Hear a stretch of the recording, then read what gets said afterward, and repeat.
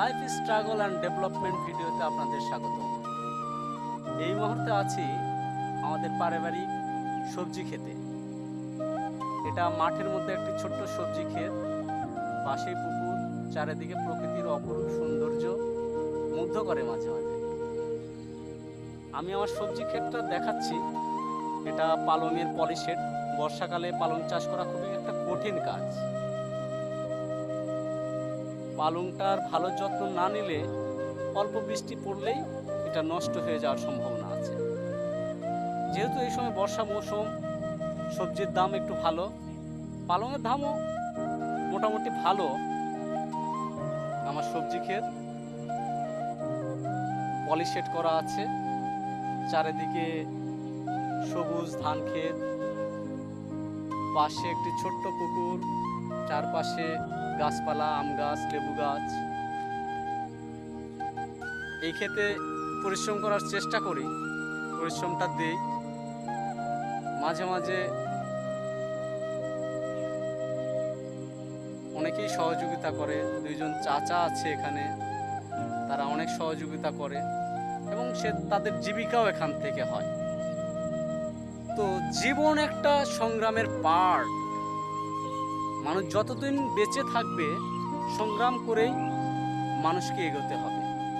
সংগ্রাম না করলে জীবনে উন্নয়ন করা সম্ভব না। সেটা প্রত্যেকটা কর্মক্ষেত্রেই হতে পারে, কৃষি থেকে শুরু করে রাষ্ট্রের বিভিন্ন গুরুত্বপূর্ণ কাজ সেখানে। তো আমার ছোট্ট ক্ষেত, সবুজের অপরূপ এক লীলাভূমি আমাদের এই বাংলাদেশ।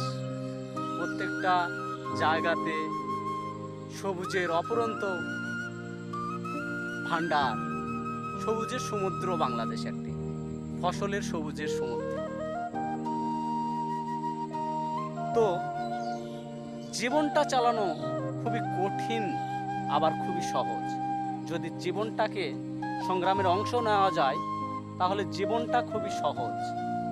সংগ্রাম করছি কিন্তু সেটা জীবনকে আরো ভালো রাখার জন্য, সমাজকে ভালো রাখার জন্য, পরিবারকে ভালো রাখার জন্য। পাশে আমাদের পারিবারিক একটি পুকুর, যদিও এটা অনেক অংশীদার আছে। আমরা পারিবারিকভাবে এটা লিজ নিয়েছি 3 বছরের জন্য। এখানে মাছ চাষ করা হয়। এটাও আমার একটা কাজের অংশ, কাজের ক্ষেত্র। একটা মানুষের বিভিন্ন কাজের ক্ষেত্র থাকতে পারে, চিন্তার ক্ষেত্র থাকতে পারে। সেই ক্ষেত্রগুলোই তাকে কর্মের প্রতি উদ্বুদ্ধ করে এবং ব্যস্ত রাখে। কর্ম যদি না থাকে মানুষ হতাশাগ্রস্ত হয়ে পড়বে, আর হতাশাগ্রস্ত হওয়া মানেই উন্নয়নের পথে নিজেই নিজের বাধা। তাই হতাশাকে দূর করে কর্মক্ষেত্রে নেমে পড়তে হবে। কর্মই মানুষকে বেঁচে রাখে, কর্মই সমাজকে টিকিয়ে রাখে, এই সভ্যতাকে গড়ে তোলে। মানুষ তার নিজের ভাগ্য কর্মের মাধ্যমেই তৈরি করতে পারে। স্রষ্টা, সৃষ্টিকর্তা, প্রকৃতি তাকে সহযোগিতা করে মাত্র। এখানে লাউ গাছ আছে, তরতাজা লাউ গাছ, ডগা নিয়ে বেজে ওঠার চেষ্টা করছে। এখানে প্রকৃতি, লাউ গাছের একটা সংগ্রাম প্রকৃতির সাথে। প্রকৃতি মাতৃ করে সবাইকে আঁকড়ে রাখার চেষ্টা করে, কিন্তু মাঝে মাঝে আমরা প্রকৃতির বিরুদ্ধে চলে যাই। তখনই আমাদের প্রকৃতি প্রতিশোধ নেয়। কখনো ভূমিকম্প, কখনো ভূমিধস, কখনো ঝড় বৃষ্টি ঝঞ্ঝা। যদিও এটা একটা প্রকৃতির পার্ট, কিন্তু আমাদের কাজগুলোই প্রকৃতিকে আরো রাগান্বিত করে তোলে। ফলে প্রকৃতি মাঝে মাঝে প্রতিশোধ নেয়। বন জঙ্গল উজাড় করে ফেলছি আমরা, নদী নালা আবর্জনায় পরিপূর্ণ করছি। নিজের টিকতে গিয়ে নিজের অস্তিত্বকেই আমরা বিলীন করে দিচ্ছি। ঢাকা শহরের জনাকীর্ণ মানুষজনের একটা আবর্জনা, আমি বলি ডাস্টবিন মানুষজনের। সেই ডাস্টবিনে আমরা কুড়ে কুড়ে খাচ্ছি, কুড়ে কুড়ে জীবনযাপন করছি। ডেঙ্গুর মতো একটা ছোট্ট বিষয়ের সাথে, মশার সাথে আমরা লড়াই করছি, অনেকে মারা যাচ্ছি। খুব ফানি। সিভিলাইজ সোসাইটিতেই এই ফানিটা সব জায়গায় ফানি। বড় হওয়ার চেষ্টা করছি, সভ্যতা গড়ে তুলছি, প্রকৃতিকে ধ্বংস করে নিজের পথ নিজেই আঁকলে ধরছি। কিন্তু প্রকৃতির আমরা পরিচর্যা কেউ নেই। প্রকৃতি মানুষকে বাঁচিয়ে রাখছে। মানুষ প্রকৃতির বিরুদ্ধে সংগ্রাম করে আজকে এই সভ্যতার জন্ম দিয়েছে, এই সভ্যতাকে সামনে নিয়ে আসছে। মানুষ টিকে আছে প্রকৃতির বিরুদ্ধে লড়াই করে, কিন্তু প্রকৃতির তো বিরুদ্ধে যাওয়া যায় না। প্রকৃতির নিয়মটাকে আত্মস্থ করে নিজের কাজে লাগানো যায়। মানুষ সেটা চেষ্টা করছে, আবার কিছু মানুষ সেটা চেষ্টা করতে গিয়ে প্রকৃতির অনেক কিছু ধ্বংস করে ফেলছে। মানুষের শরীর যেমন প্রকৃত একটা বিশাল অনেক এলিমেন্টসের একটা পার্ট, ইকোসিস্টেমের একটা বড় অপরন্ত একটা ভান্ডার। এখানে সমুদ্রের থেকে শুরু করে আকাশ, বাতাস, পাতাল, খাল, বিল, মাঠ সব কিছুই প্রকৃতির নিয়ন্ত্রণে।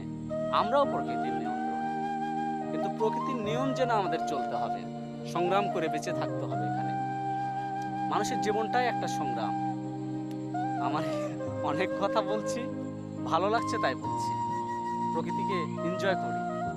কবি ওয়ার্ডস অর্থের মধ্যে একটা ফেমাস কবি ইংরেজি সাহিত্যের, তিনি প্রকৃতির কাছে ফিরে গিয়েছিলেন শেষ জীবনে, এবং সেখান থেকে অনেক লেখালেখি তার বেরিয়ে এসেছে।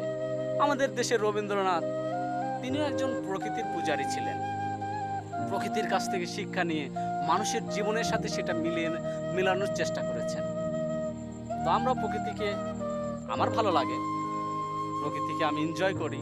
প্রকৃতির মাঝে কাজ করতে ভালো লাগে, এই ক্ষেতটাতে কাজ করতে ভালো লাগে। পাশে ধান ক্ষেত আছে, ছোট্ট ধান ক্ষেত। রবীন্দ্রনাথের ভাষায় যদি বলি, একখানি ছোট ক্ষেত আমি একলা, চারিদিকে বাঁকা জল করিছে খেলা। যদি এখানে নদী নেই, আমার ছোট্ট পুকুরেই বাঁকা জল খেলা করে, আমি আনন্দ পাই। প্রকৃতির অপূর্ব সৌন্দর্য সেটা অনুভব করি, সেটা ভালো লাগে। ধানের যে এখানে ক্ষেতের যে দোলায়মান, যে সমুদ্রের ঢেউয়ের মতো যখন মাঝে মাঝে দোলে, সেটাও ভালো লাগে। জীবনের পার্ট এটা প্রকৃতি। সেই প্রকৃতির মাঝে কর্ম করে আমাদের বেঁচে থাকতে হবে, সংগ্রাম করতে হবে, জীবনকে এগিয়ে নিয়ে যেতে হবে। আমার কাজ আমি করব, কাজ করার জন্য এসেছি এখানে। যদিও কাজের ড্রেস আমার আলাদা, পুরোপুরি দেখানো সম্ভব না, নিজেই নিজের ভিডিওটা করছি। একটু পরে এখানে কীটনাশকের একটা কন্টেনার রেখেছি, তার সাথে একটু কীটনাশকও আছে। পালং শাকে সেই কীটনাশকটা দিব, না দিলে আবার পালং নষ্ট হয়ে যাবে, ভালো হবে না। ভালো না হলে দামও পাবো না, সংগ্রামে পিছিয়ে থাকবো। তাই জীবনে সংগ্রাম করেই বেঁচে থাকতে হবে, সংগ্রাম করে উন্নয়ন করতে হবে। তো আজকের মতো এইটুকুই। সবাই ভালো থাকবেন, সুস্থ থাকবেন। অবশ্যই আমার চ্যানেলটা ভালো লাগলে সাবস্ক্রাইব করবেন, কমেন্ট করবেন এবং লাইক অবশ্যই করবেন। Thank you for watching.